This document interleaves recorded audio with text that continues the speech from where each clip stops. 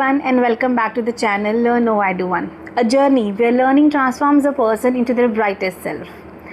आज हमारे learn no I do one podcast की सीरीज़ में जो एक स्पेशल गेस्ट आए हैं उनके बारे में मैं कुछ बताना चाहूँगी आपको। ग्रेस डैनियल मैम, जिन्होंने अपनी पूरी लाइफ स्पेशल एजुकेशन और इंक्लूजन को समर्पित करी है। Grace Daniel ma'am, she is a musician, she is a painter, she is a special educator, she is a public speaker, co-founder of the NGO I Care. Life में उन्होंने बहुत कुछ करा है, जिन्होंने अपनी पूरी लाइफ स्पेशल एजुकेशन को ही समर्पित करी है। उनका मेन फोकस है लाइफ में, उनका मेन उद्देश्य है लाइफ में टू हेल्प दोज जो स्पेशल एजुकेशन की जिनको रिक्वायरमेंट है।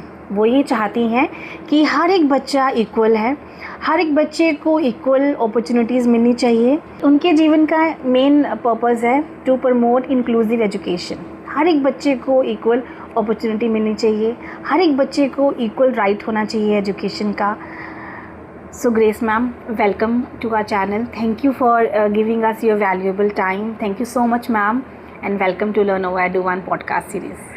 Thank you Romi ma'am, it's my pleasure to be here. Ma'am, आज हम जानेंगे कि इंक्लूसिव एजुकेशन क्या होती है, वो कौन से बच्चे हैं जिनको इस एजुकेशन की रिक्वायरमेंट है। बिकॉज़ इनफैक्ट मुझे भी कुछ ऐसी चीज़ें हैं जिसमें जो मुझे नहीं पता है, तो आज हम उन सब चीज़ों के बारे में आपसे जानेंगे मैम। तो मैम, सबसे पहले तो मुझे ये बताइए कि आपको इस फील्ड में आने की इंस्पिरेशन कहाँ से मिली? आपको कैसे लगा कि नहीं, मुझे इंक्लूसिव एजुकेशन के बारे में ही काम करना है, मुझे उन बच्चों की ही हेल्प करनी है मैम? वो कोई एक ऐसा मोमेंट आपकी लाइफ में या किसी ने आपको इंस्पायर करा हो, कैसे, थोड़ा सा बताइए मैम अपने बारे में। Thank you so much Romi ma'am. जब मैं कॉलेज में थी, मेरा ये मकसद था कि मैं एक न्यूरो सर्जन बनूँ, ब्रेन सर्जन बनूँ। मैं न्यूरोप्लास्टिसिटी, ब्रेन की फंक्शनिंग से बहुत ज़्यादा फैसिनेटेड थी। एंड उन दिनों जब हम पहली बार जालंधर आए थे तो हमारे कुछ फैमिली फ्रेंड्स थे जो यहाँ पे एक स्कूल सेटअप कर रहे थे, school for children with special needs. And मुझे ऐसा लगा कि I was invited to be a volunteer over there. And जब मैं वॉलंटियर सर्विस के लिए गई, I started painting, making their posters, charts and all. I used to see those children and I realise that this is something I want to do. I slowly started getting involve with them, उनके साथ समय बिताना, उनके साथ खेलना, उनको चीज़ें सिखाना।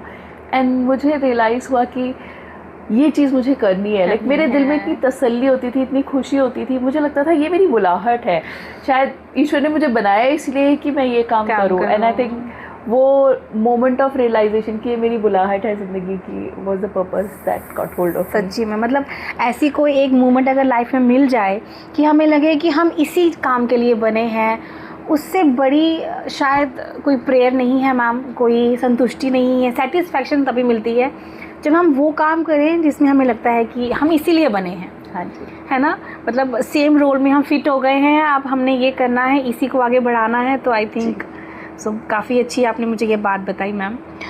थोड़ा सा मैम मैं आपसे अपने डाउट्स बिल्कुल क्लियर करूँगी। ज़रूर मैम, मुझे ये बताइए कि इंक्लूजन और इंक्लूसिव एजुकेशन क्या है, ये स्पेशल एजुकेशन क्या है, ये इसका एग्जैक्ट मीनिंग क्या है? इंक्लूजन का मतलब है जहाँ हर इंसान को, हर व्यक्ति को, विद डिसेबिलिटी, विदाउट डिसेबिलिटीज़, एक बराबर मौका मिलता है कि वो एक साथ कम्युनिटी का हिस्सा बने, एक साथ समाज का हिस्सा बने। अगर वो बच्चे हैं तो एजुकेशन में उन्हें इक्वल अपॉर्चुनिटीज़ मिले। तो इंक्लूजन का अगर हम बेसिकली मतलब देखें, it's like having someone at a table. आपने उन्हें टेबल पे बुलाया, आओ be a part of our family, be a part of us. And यही नहीं कि आपने इन्वाइट किया, बट उनकी कंट्रीब्यूशन को भी एक्सेप्ट किया, चाहे वो छोटी कंट्रीब्यूशन हो चाहे बड़ी कंट्रीब्यूशन हो, accepting their contribution also. So inclusion is allowing them to be a part of the society and the community as it should B.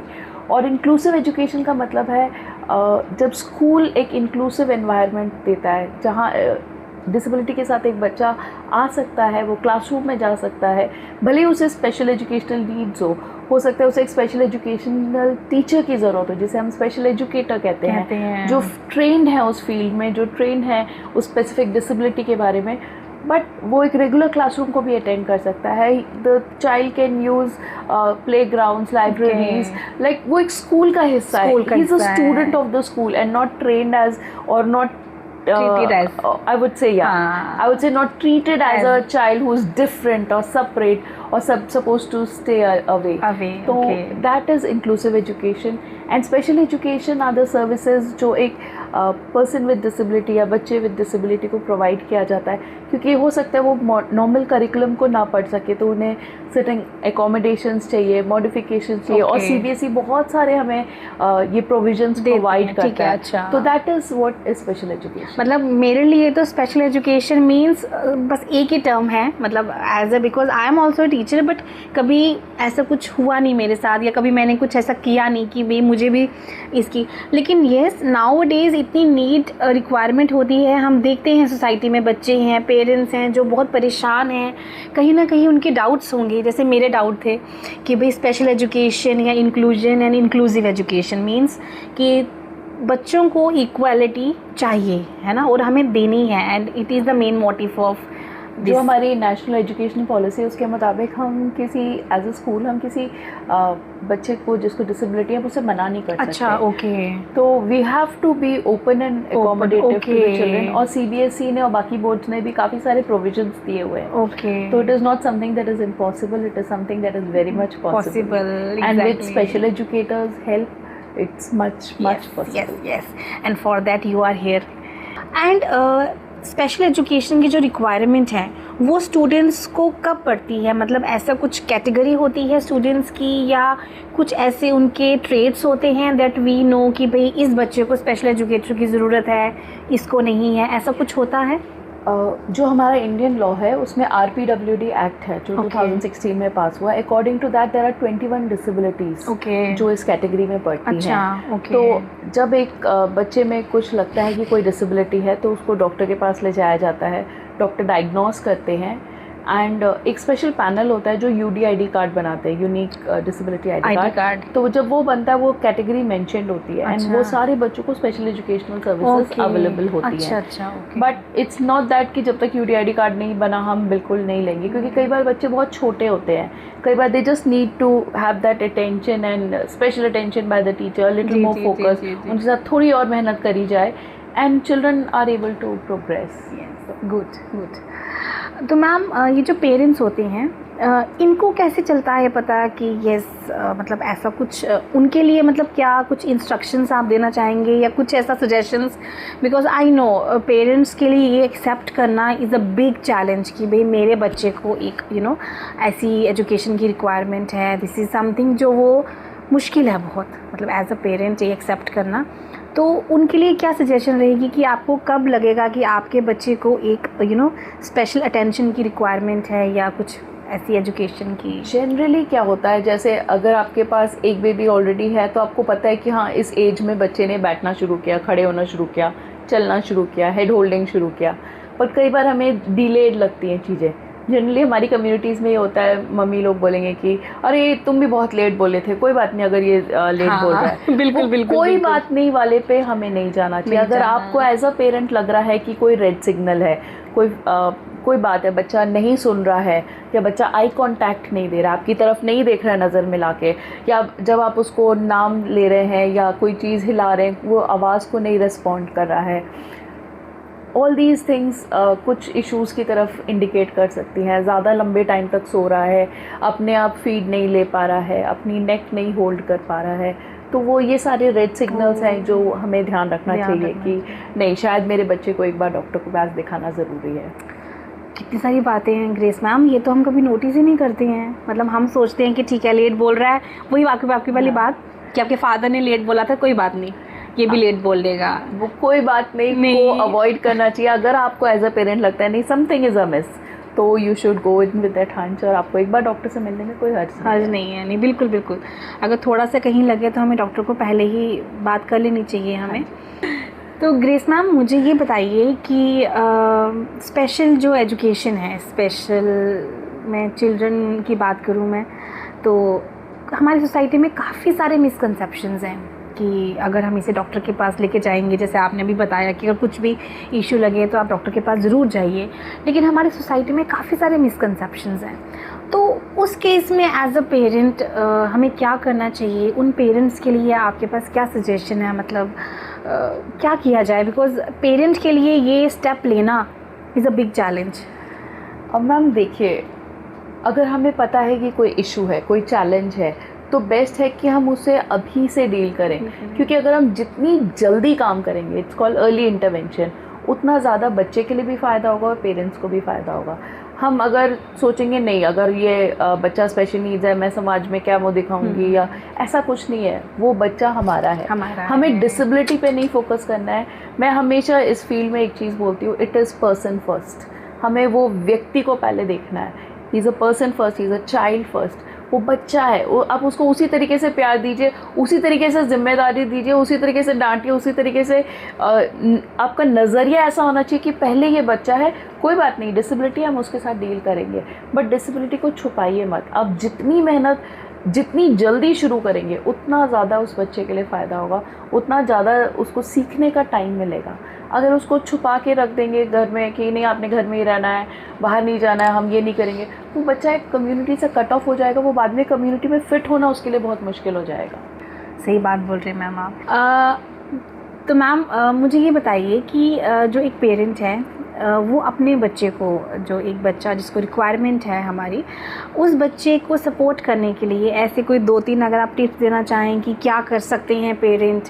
Doctor के पास तो ले गए, हमने उससे बात भी कर ली, हमने सब कर लिया, बट घर पे एज अ मदर या एज अ फादर हम कुछ कर सकते हैं बच्चे के लिए? मैम हम बहुत कुछ कर सकते हैं। हमें पहली चीज़ तो यही ध्यान रखना है, देखो बच्चा एक डॉक्टर के पास, एक स्पेशल एजुकेटर के पास, एक थेरेपिस्ट के पास 1 घंटे के लिए जाएगा, 2 घंटे के लिए जाएगा, या स्कूल जाएगा तो कुछ घंटों के लिए जाएगा, मोस्टली बच्चा घर में है। तो जो हम करेंगे that matters the most. As a parent हमें अवेयर होना है कि मेरे बच्चे की डिसेबिलिटी क्या है, मेरे बच्चे की स्ट्रेंथ्स क्या है और वीकनेस क्या है। जो वीकनेस है हमें उसको बिल्ड करना है, और जो स्ट्रेंथ है उसको भी बिल्ड करना है, ताकि वो और स्ट्रॉन्ग हो सके। हमें ये नहीं सोचना है अरे ये बच्चा विद डिसेबिलिटी है, ये नहीं कर पाएगा, वो थॉट को निकाल दीजिए आप जब डिसेबिलिटी के साथ लोगों के साथ काम करेंगे, आप खुद हैरान होंगे when you believe in them. जब आप विश्वास करते हो नहीं मेरा बच्चा ये कर सकता है, नहीं क्यों नहीं कर सकता, ये कर सकता है, जब आप उनमें विश्वास करते हैं, वो इटसेल्फ एक ड्राइविंग पावर बन जाती है कि नहीं ये बच्चा ये अचीव करेगा। और बच्चे को भी पता लगता है कि ठीक है, अगर मेरे पास 2 हाथ नहीं है, मेरे पास 2 पैर हैं, मैं उनको यूज़ कर सकता हूँ। अगर मुझसे ये चीज़ इस तरीके से नहीं हो रही, मैं इसको ऐसे अडैप्ट कर सकता हूँ। थोड़ी हेल्प एंड सपोर्ट चाहिए, मगर वो इंडिपेंडेंस स्टार्ट्स विथ होम। तो जब एक पेरेंट अपने बच्चे को, पता है कई बार जब बच्चा गिरेगा आपको लगेगा ओह मेरे को उठाना है, let him try to get up, वो एक कोशिश उसको करना ज़रूरी है। तो जब हम वो इंडिपेंडेंस देंगे, वो स्ट्रेंथनिंग देंगे, वो पुश देंगे, एंड सबसे बड़ी बात जब हम उनमें बिलीव करेंगे, तो वो बच्चा अपने आप इम्प्रूव करना शुरू होगा। तो I think that's one of the first things हम घर में कर सकते हैं। एंड इसके बजाय कि हम पूरे टाइम थेरेपिस्ट या स्पेशल एजुकेटर पे डिपेंड हो, हम अपनी तरफ से देखें कि मेरा बच्चा कैसे सीख रहा है, एंड उसे वो सपोर्ट देना शुरू करें। सपोर्ट देना मतलब हमें कोशिश करनी है घर से। हाँ जी। और थोड़ा सा स्ट्रांग भी बनना है। मुझे जहाँ आपकी बातों से लग रहा है क्योंकि बच्चा गिरेगा भी, बच्चा संभलेगा भी, थोड़ा सा उसे करने देना है। अगर हम उसे सपोर्ट करेंगे, हम उसे एक ट्राई करने देंगे, तभी वो करेगा। And believe in your child is the first main thing, है ना। तो मैम आप टीचर्स के बारे में थोड़ा सा मैं पूछना चाहूँ, बिकॉज हमारे टीचर्स को भी बड़ी कन्फ्यूजन रहती है। हम लोग जैसे नॉर्मल जो टीचिंग करते हैं जैसे स्कूल्स में, और आजकल इंक्लूसिव एजुकेशन है, क्लासरूम में हर तरह का बच्चा रहता है। तो एज ए टीचर हमें क्या स्टेप्स लेने चाहिए, क्या हमें काम करना चाहिए सो दैट हम नॉर्मल क्लासरूम में भी वही इन्वायरमेंट बना सकें कि वो बच्चा भी कंफर्टेबल रहे? आई वुड से इसके लिए सबसे ज़रूरी है as a teacher we should know our child first. हमें पता होना चाहिए कि हमारा बच्चा कैसा है, उसकी स्ट्रेंथ क्या है, वो ज़्यादा सुन करके सीखता है या ज़्यादा देख करके सीखता है, या हैंड्स ऑन प्रोजेक्ट करके हाथ से करके ज़्यादा सीखता है।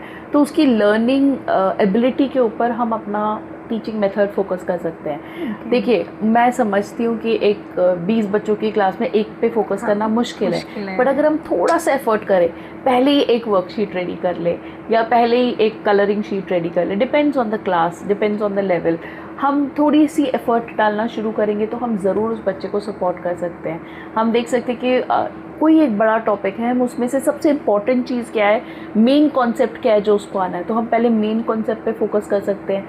लाइक हमारे टेक्स्ट बुक्स में पीछे क्वेश्चंस होते हैं, they are always very relevant and important questions.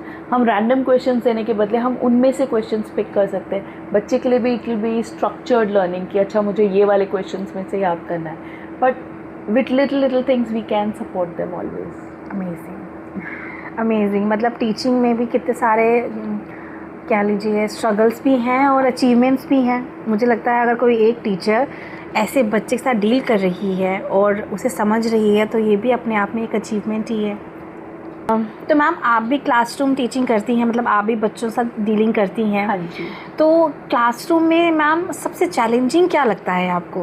कुछ ये बताइए ज़रा थोड़ा सा, मतलब अगर बच्चों के साथ डील करना है तो कुछ चैलेंजिंग लगता है आपको? In a normal classroom I think एक चैलेंज होता है बच्चे को एंगेज्ड रखना जी। तो कई बार हमें लगता है कि मैं यहाँ फोकस कर रही हूँ पूरा पढ़ाने पे एंड मैं या दो चीज़ें हो सकती है, या तो मैंने कुछ प्रिपेयर नहीं किया तो मुझे ये गिल्ट फील होता रहेगा कि मैंने इस बच्चे के लिए कुछ प्रिपेयर नहीं किया है, या फिर मैं उधर ध्यान दे रही हूँ तो मुझे लगेगा कि मैं बाकी बच्चों को मिस कर रही हूँ। ऐसा नहीं है, धीरे धीरे करके when we go prepared in a class, हम अपने वर्कशीट तैयार कर लेते हैं या हमने कोई छोटा सा प्रोजेक्ट तैयार कर लिया, हम बाकी बच्चों को बोल सकते हैं आप चैप्टर पढ़ो तब तक मैं इसको ये करवा रही हूँ, या मैं अभी आई वॉन्ट टू, बेटा आप वेट करो ये आपकी वर्कशीट है, मैं अभी क्लास को करा के then I will come back to you. थोड़ा सा with preparation and all it works out very well, but हाँ to keep the child a part of the classroom is the most important thing and उस बच्चे को भी contribute करने का मौका देना। हो सकता है कि आप बाकियों से सवाल पूछ रहे हैं, आप सोचेंगे अरे मैंने इससे पूछ लिया, इसको नहीं पता होगा, आप उसको पहले एक बार उसको हिंट दे सकते हैं कि ये वाला क्वेश्चन इंपॉर्टेंट है, मैं आपसे पूछ सकती हूँ। हो सकता है वो बच्चा उसको रिवाइज कर ले, या just let them be up, like कई बार बच्चे नहीं आंसर दे पाते, it's okay, but give them equal opportunities. Class में your duty is to switch off the lights when we are leaving the class, ये आपकी छोटी सी रिस्पॉन्सिबिलिटी है। या जब अभी सारी नोटबुक्स आई हैं, मैं आपको नाम बताऊंगी, आप जाकर के नोटबुक्स हैंड ओवर करें, क्योंकि क्लास के बाकी बच्चों को भी पता होना चाहिए कि although this child has disability, भले ही इसमें इस बच्चे में डिसेबिलिटी है, ये हमारे कम्युनिटी का एक हिस्सा है। एंड कम्युनिटी शुरू होती है बच्चों के लिए फ्रॉम स्कूल। अगर वो स्कूल में ही देख लेंगे कि हाँ हमारे साथ ऐसे बच्चे हैं, हम इनके साथ ऐसे डील कर सकते हैं, बाद में उन्हें कम्युनिटी में अजीब नहीं लगेगा, they grow up together, they learn together. तो इसीलिए ये ज़रूरी है ये चीज़ें का ध्यान रखना। बिल्कुल बिल्कुल, मतलब बहुत चैलेंजिंग भी रहा है, आपकी जर्नी भी है, काफ़ी चैलेंजेस देखे हैं आपने। बिकॉज जब मैं टीचर थी तो मेरे लिए जो नॉटी बच्चा है उसे संभालना, मतलब जो आपने कहा ना कि नोटबुक ये करना, डिस्ट्रीब्यूट करना, जो ये सब कुछ तो हम ये करते थे स्कूल में, तो वो उस बच्चे को कंट्रोल करना is like a big challenge. And आप तो मैम चैलेंजेस आते हैं, वी कैन नॉट डिनाई कि चैलेंजेस नहीं है, different disabilities come with different challenges, but nothing is impossible. I think it's all in our mindset. अगर हम अपना माइंडसेट कर ले कि नहीं he is a part of the classroom और she is the part of a classroom, मैंने इसको सपोर्ट करना है, चैलेंजेस के बावजूद भी we will be able to do what we want. और होता भी है मैम। हाँ जी, लाइक मुझे ये लगता है, because I have scene few students ऐसे भी जिनकी अगर कुछ एक उनमें कमी है तो उनमें उसके अलावा बहुत खूबियाँ भी हैं, बहुत स्ट्रेंथ्स हैं उनकी। Like some are very good mathematicians, वो ऐसे कैलकुलेट करते हैं जो हम नहीं कर सकते हैं, मतलब they are so good in maths. मतलब मैं देखती हूँ, जब मैं याद करती हूँ उन बच्चों को, सोचती हूँ तो कैलकुलेटर क्या है उनके आगे, ऐसी कैलकुलेशंस भी वो करते हैं बच्चे। And there are some who have very special abilities also, but there are some who don't have any special abilities. But yes, उसमें भी यस, हाँ, उसमें भी they are so you know soft from heart. Like अगर आप उनसे प्यार करो तो वो बहुत प्यार करते हैं। Like they will give you, because I will share one incident with you. मेरी क्लास में नहीं, मेरी एक को टीचर थी, उनकी क्लास में एक स्टूडेंट था and he was a special child, मतलब ही वॉज सो स्वीट। मैं हार्डली उसकी क्लास में जाती थी just to say hello to him. So one day I didn't go in the class and he came to ma'am आप क्यों नहीं आए इस क्लास में। So that day I realise कि नहीं, मतलब इसका और मेरा कनेक्शन सिर्फ इतना ही है, गुड मॉर्निंग का, दैट्स इट, नथिंग एल्स। लेकिन स्टिल उसको है कि नहीं मैम क्यों नहीं आई आज, इट मीन्स कि उसको कहीं ना कहीं कनेक्शन है वो मेरा। सो प्यार तो जो आप कह रहे हैं उसी बात से लेते हुए people with disabilities, they do not want sympathy. Yes, yes, अरे yes. बेचारा, नहीं, हाय नहीं, बेचारा, हाँ. इससे ये नहीं, उन्हें वो नहीं चाहिए. नहीं They चाहिए. need empathy. Empathy. They need you to हाँ. understand. Empathy क्या है कि you're standing in their shoes and understanding their Yes, situation. exactly. They don't need your sympathy. They need empathy. They need someone to treat them equally. They need someone to see them as a person. Yes. Generally language में भी क्या होता है, अरे वो अंधा बच्चा, अरे वो बहरा बच्चा. It's not disability first. It is the person first. And जब I think हमारे कम्युनिटी में जब ये नज़रिया बदलेगा ना कि हम एक व्यक्ति को एज अ व्यक्ति पहले देखेंगे, डिसेबिलिटी वगैरह सब बाद में, हमारे कम्युनिटी सुधर जाएगी, बहुत सारी चेंजेस आ जाएंगी. I think it's all about the mindset and the way we see the person. बिल्कुल बिल्कुल ठीक बोल रहे हैं मैम. मतलब मैं वो सोचती हूँ ना कि अगर हमें आज कोई कुछ बोल दे तो how do you we feel, मतलब हमें कैसा लगेगा कि भाई अरे तुम तो ऐसी हो. एंड हम सोसाइटी में तो उनको बचपन से बोलते आए हैं, मतलब हम जान के भी नहीं, जानबूझकर भी नहीं बोलते हैं कहीं पर, तो हमारे ऐसे ही मुंह से निकल जाता है कभी कोई बोल रहा है, मतलब जस्ट कि नहीं ध्यान दिया हमने. बट येस, आप सही बोल रहे हैं, इट्स द पर्सन फर्स्ट. तो ग्रेस मैम मुझे एक बात बताइए, अगर एक ही फैमिली में दो बच्चे हैं, जैसे एक को नॉर्मल स्कूलिंग चाहिए, एक को स्पेशल स्कूलिंग चाहिए, बट येस पेरेंट्स वांट कि उनका बच्चा दोनों एक ही स्कूल में जाए, तो उस सिचुएशन में पेरेंट को क्या करना चाहिए? उनको सेम स्कूल में ही भेजना चाहिए और उनको बच्चे के अकॉर्डिंगली स्पेशल स्कूल देखना चाहिए, या कुछ ऐसी ट्रेड्स हों जो मदर या फादर भी सीख सकें, how to handle the kid, वैसा कुछ होता है? या अगर कुछ मुझे बता पाएँ आप तो. मैम देखिए, अगर वो चाहते हैं, इट मेनली डिपेंड्स जो बच्चे को डिसेबिलिटी है उसकी डिसेबिलिटी की इंटेंसिटी पे, कितना ज़्यादा डिसेबिलिटी है, किस लेवल का डिसेबिलिटी है. तो अगर दोनों बच्चे सेम स्कूल में जा सकते हैं एंड वो school special educational services provide कर रहा है या विलिंग है, तो दैट इज़ पॉसिबल कि वो दोनों एक ही स्कूल में जाए. ठीक है. तो इस केस में जो बच्चा डिसेबिलिटी के साथ है उसको जो एक्स्ट्रा नीड्स है, लाइक थेरेपीज़ की हो सकती है, फिजियोथेरेपी की हो सकती है, या कोई एक्स्ट्रा चीज़ है, वो रेमेडियल क्लासेस के थ्रू कवर अप हो सकता है. बट कई बार होता है कि डिसेबिलिटी बहुत सिवियर है एंड वो एक नॉर्मल स्कूल नहीं हैंडल कर पाएगा. उस केस में इस बात पे अड़े रहना कि नहीं मेरे दोनों बच्चे सेम स्कूल में जाएंगे इज़ एक्चुअली नॉट पॉसिबल. तो वहाँ पेरेंट्स को भी समझना है कि हर एक की अपनी अपनी नीड्स है, तो उसके मुताबिक उनको फिर उस बच्चे को उसकी नीड के मुताबिक जो सर्विसेज की ज़रूरत है उसको फिर वहाँ भेजना चाहिए. But still heart to heart मुझे ऐसा लगता है कि इंक्लूजन बहुत ज़रूरी है, कि हमें बाकी कम्युनिटी का एक हिस्सा होना, स्कूल एनवायरनमेंट का हिस्सा होना ज़रूरी है. तो कोशिश करिए कि जहाँ वो स्पेशल स्कूल में भी जा रहा है वहाँ पे बाकी फैसिलिटीज़ उसको मिलती रहे, बाकी लोगों के साथ इंटरेक्ट कर सके. एंड एज अ फैमिली वो फैमिली ये बात को इंश्योर करे कि हमारा बच्चा केवल स्पेशल स्कूल में जा रहा है करके वहाँ रिस्ट्रिक्ट ना हो जाए, बट उसके बाकी जगह भी फ्रेंड्स बने अपने सिबलिंग के साथ, कि फ्रेंड्स भी उसके फ्रेंड्स बन सके. आपकी फैमिली गैदरिंग्स में वो बाहर जाके उन सब का हिस्सा बन सके, ताकि वो कम्युनिटी से कट ऑफ ना हो, बट और ज़्यादा वो कम्युनिटी का हिस्सा बने. एट द सेम टाइम उसकी डिसेबिलिटी के नीड्स के मुताबिक वो भी अटेंड हो रही हूँ और उनको भी केटर टू किया जा रहा है. तो मैम मुझे ये बताइए कि जो ये बच्चा है, जो जिसे हमारी ज़रूरत है, ये बच्चे थ्रू आउट लाइफ हमारी ज़रूरत उनको रहती है, दिस आई नो, ठीक है, बच्चे को रहती है, लेकिन क्या वो बच्चे खुद इंडिपेंडेंट भी हो सकते हैं आगे जाके? कुछ ऐसी सिचुएशन भी होती हैं? मैम ज़रूर हो सकते हैं. Like from my own experience हमारे बहुत सारे स्टूडेंट्स हैं who have gone on to live independently. We have 2 students who got married. Wow. Because we had a young lady who had a speech and hearing issue, but now she has 2 normal children who as a housewife अपना regular as a mother है, and she is very well respected in the community. So that is possible. We had another child who हमने उन्हें skill सिखाने की कोशिश की, सिलाई की. Okay. तो बट प्रॉब्लम ये थी वो सिर्फ सीधा सिलती थी. Okay. एंड आज वो एक बेडशीट फैक्ट्री में she is a worker over there. उनका she is earning her living. We had another young man who like playing with water. उसको पानी से खेलना बहुत पसंद है. अच्छा. आज वो एक कार वॉश कंपनी में कार वॉश का जॉब पे है. Wow, amazing. We have another young man जिसको मेरे हस्बैंड डैनियल सर ने बहुत मेहनत की, उसको मनी कॉन्सेप्ट सिखाया, बाकी चीज़ें सिखाई उसके बिजनेस से related. They run a pet shop business and आज he is sitting independently with his father. He supporting his father in the business. तो डिपेंड करता है डिसेबिलिटी पे, डिपेंड करता है फैमिली सपोर्ट पे एंड हमारे इंटरवेंशंस पे. But it is very much possible कि उनकी जो भी स्ट्रेंथ हो जो भी हो, चाहे वो कम से कम हो चाहे वो ज़्यादा हो, हम उनकी स्ट्रेंथ पे बिल्ड कर सकते हैं, वो भी कम्युनिटी का एक कंट्रीब्यूटिंग मेंबर बन सकते हैं। अमेजिंग, सुनने में ना काफ़ी अच्छा लग रहा है, मेरे तो अभी भी रोंगटे खड़े हो रहे हैं। मतलब ऐसे बच्चे हमारे सोसाइटी में अगर हैं और वो अचीव कर रहे हैं ना, इससे बड़ी ma'am as a teacher, as a mentor, मुझे लगता है कि इससे बड़ी अचीवमेंट हमारे लिए कोई नहीं होती जब हम देखते हैं कि हमारा जो स्टूडेंट है वो यहाँ पहुँच गया है। तो इट मीन्स कि जो ये एजुकेशन है, स्पेशल एजुकेशन कह लीजिए, इंक्लूसिव एजुकेशन कह लीजिए, ये किसी की लाइफ के लिए बहुत इम्पॉर्टेंट है और उसको ये कहीं ना कहीं पहुंचाएगी।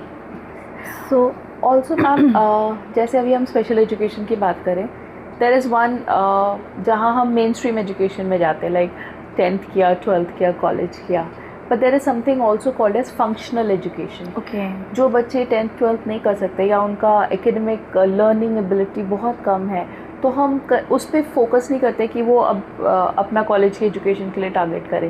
Then we focus on things that are needed for life. Okay. पैसे पहचानना, ठीक है, साइन सिंबल पढ़ पाना, एंटर कहाँ से है, एग्जिट कहाँ से है, इन कहाँ से है, आउट कहाँ से है, सिंपल फॉर्म भर पाना, अपना नेम, अपना एड्रेस लिख पाना, फ़ोन नंबर्स डायल कर पाना, फ़ोन यूज़ कर पाना, कैलकुलेटर को यूज़ कर पाना फ़ोन में ही, ताकि बेसिक बाइंग एंड सेलिंग कर सके। Those are functional educational skills. तो कई बार पीपल विद डिसेबिलिटीज़ नीड कि हम उन्हें वो एजुकेशन दें, एंड जो मैंने अभी आपको एग्जांपल्स दिए उनमें से मोस्टली ने फंक्शनल एजुकेशन लर्न किया है। अच्छा। अपना खाना खा पाना, अपने आप को ग्रूम कर पाना, नहा पाना, टॉयलेट ट्रेन होना, so those skills are very important. So I think as a parent of a child with disability ये बहुत ज़रूरी है कि पेरेंट्स फंक्शनल एजुकेशन पे हमेशा अपना फोकस रखें, क्योंकि अगर आप शुरू से ये सोचोगे कोई बात नहीं हम कर देंगे सब कुछ, हम कर देंगे, that is not how things are done. ज़रूरी है कि हम उनको इंडिपेंडेंस सिखाएं, शुरू से उनका काम उनको करना सिखाएं। जैसे हम एक 5 year old को अगर हम बोलेंगे कि नहीं बेटा आपको अपना ग्लास किचन में रख के आना है, जी बिल्कुल, तो आपको इस बच्चे को भी ये बोलना है कि जाओ अपना ग्लास रख के आओ। यू हैव टू बिलीव कि वो करेगा, एंड धीरे धीरे शायद आज ना कर पाए, कल ना कर पाए, बट इन टाइम वो कर पाएंगे, एंड वो एक उनके लिए स्ट्रेंथ होगी जब वो इंडिपेंडेंस सीख पाएंगे। मतलब ये बड़ा ज़रूरी है उन पर ट्रस्ट करना और फंक्शनल एकेडमिक्स पे ध्यान देना। मतलब ये ना मेरी भी एक ना थ्योरी है मेरी लाइफ की अपनी, दैट थिंग्स विल हैपन, आपको सिर्फ टाइम देना है, आज नहीं होंगी, कल नहीं होंगी, बट होएगा। सो बच्चों के साथ भी ऐसा ही है, है ना, उनके साथ भी ऐसा ही है। आपने जैसे पढ़ाई की बात करी, अभी उनके फंक्शनल एजुकेशन की बात करी, ये भी मुझे नहीं पहले पता था, thank you for telling me. क्योंकि मेरे को ये होता था कि बच्चे स्कूल जा रहे हैं, हम उनको पढ़ा रहे हैं, यूजुअली हम क्या करते हैं सिलेबस सेम ही पढ़ा रहे हैं उनको, थोड़ा सा उनका वर्कशॉप्स का अपनी वर्कशीट्स का डिफरेंट रहेगा या उनकी क्वेश्चन डिफरेंट रहेगा, ऐसे बच्चों का कुछ ईजी वे में रहेगा, कुछ उनका Q&A होगा या वैसा कुछ होगा। लेकिन यस, ये भी बहुत ज़रूरी है बच्चों को ये बेसिक चीज़ें सिखाना और इनको ये बताना कि नहीं, अपना काम हमें खुद करना है। छोटी छोटी चीज़ें, ये कहने को सिर्फ छोटी छोटी चीज़ें हैं, बट आई नो ये इनका मीनिंग बहुत बड़ा है अगर एक बच्चा ये सब कुछ सीख ले तो। ग्रेस मैम, बहुत अच्छा लगा मुझे आज ना आपसे ये सब कुछ मतलब जान के। मतलब मैं ये कह रही हूँ कि आज मेरी दोबारा से ट्रेनिंग हो रही है एक। इसी बात पे मैं आपको एक एग्जांपल देती हूँ। हमारे यहाँ एक यंग मैन आते थे, तो हमने उन्हें बेसिक स्किल्स सिखाए, हमने उन्हें शॉपकीपिंग के स्किल्स सिखाए, पैसा लेना, पैसा वापस देना, चेंज देना, फ़ोटोकॉपी मशीन यूज़ करना ताकि वो फ़ोटोकॉपी कर सके, प्रिंट आउट्स ले सके, स्टेशनरी बेच सके। कुछ सालों बाद मुझे वो स्टूडेंट एक स्पोर्ट्स इवेंट पे मिला। अरे वाह! तो मैंने उससे बोला, मैंने कहा तुमने अपने शॉप का बिज़नेस बंद कर दिया, आपने फिर से स्कूल ज्वाइन कर लिया है? तो 1 मिनट के लिए रुका, मुझे देखा, कहता है मैं इंस्ट्रक्टर हूँ, वोकेशनल इंस्ट्रक्टर हूँ, मैं बाकी बच्चों को सिखाता हूँ फोटोकॉपी मशीन कैसे चलानी। अरे वाह, अरे वाह, इससे बड़ा अचीवमेंट कुछ नहीं है मैम, कुछ नहीं है ये। मतलब ट्रस्ट में कुछ नहीं है।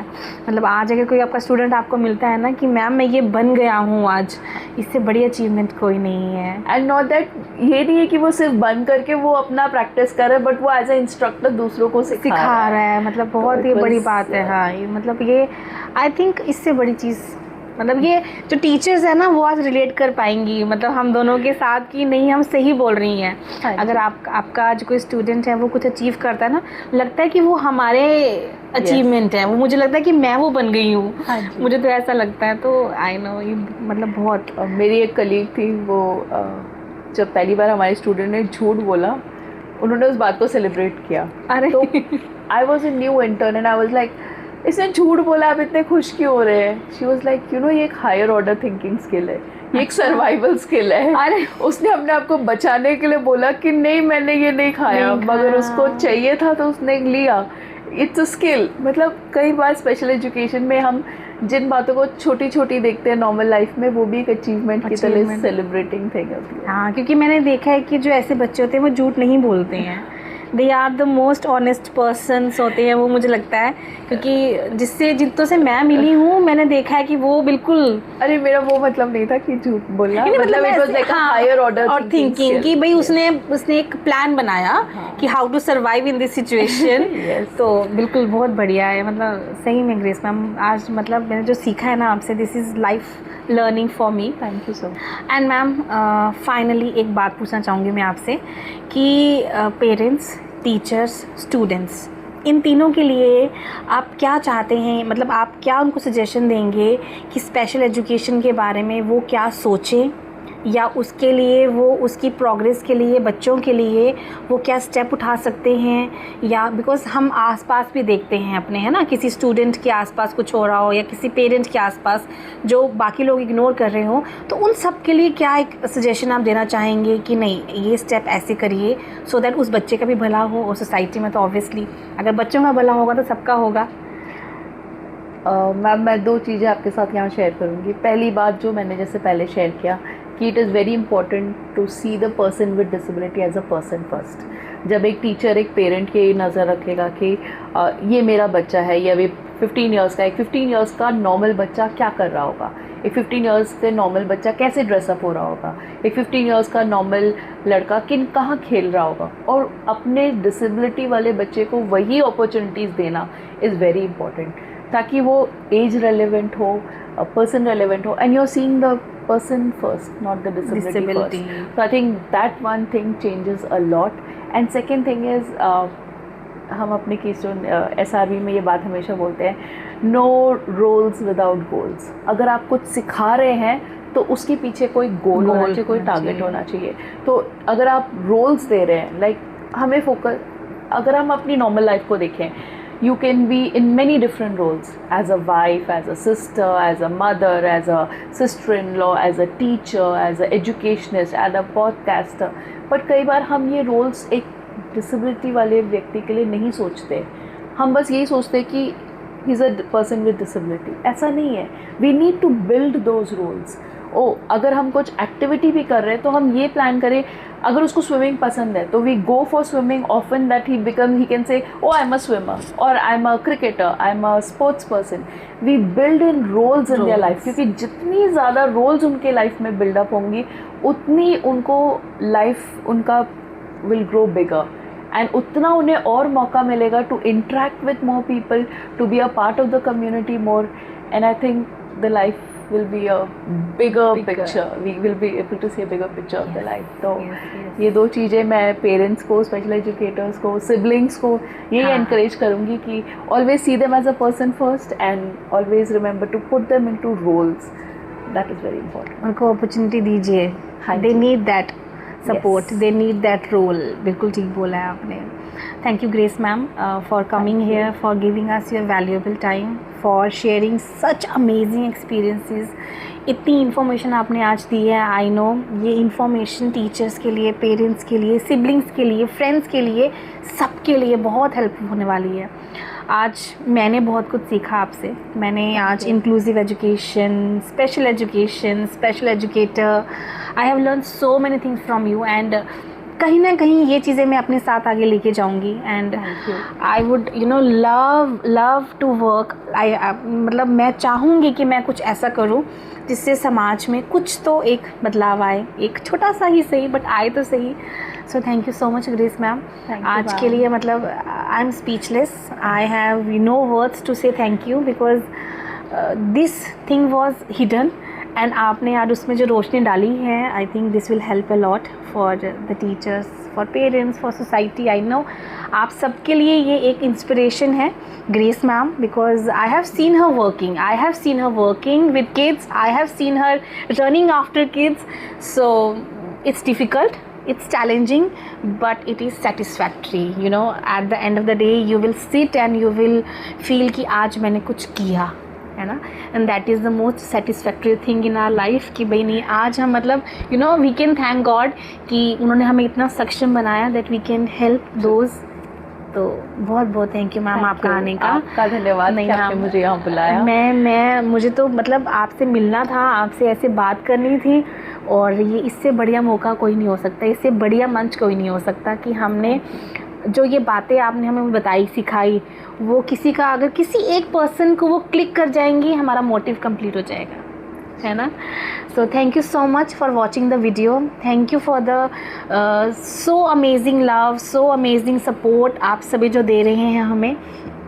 आई नो आप लोगों के लिए ये एक नया टॉपिक रहा होगा कुछ लोगों के लिए, बट ये एक बहुत इम्पॉर्टेंट साइड है हमारी सोसाइटी की. So I would request you all कि पहचानिए उन बच्चों को, उनको सपोर्ट की ज़रूरत है, उनको आपके प्यार की ज़रूरत है. जैसे मैम ने बोला that they don't require sympathy from us, they require empathy from us. So उनको एम्पैथाइज़ करिए, उनको प्यार करिए. वो भी आपके जैसे ही हैं बट थोड़े से वो स्पेशल हैं. तो बस मिलते हैं फिर नई वीडियो में. तब तक के लिए thank you for watching the video. Keep learning, keep growing and keep inspiring others. Thank you so much. God bless you all. Thank you ma'am. Thank you so much for coming.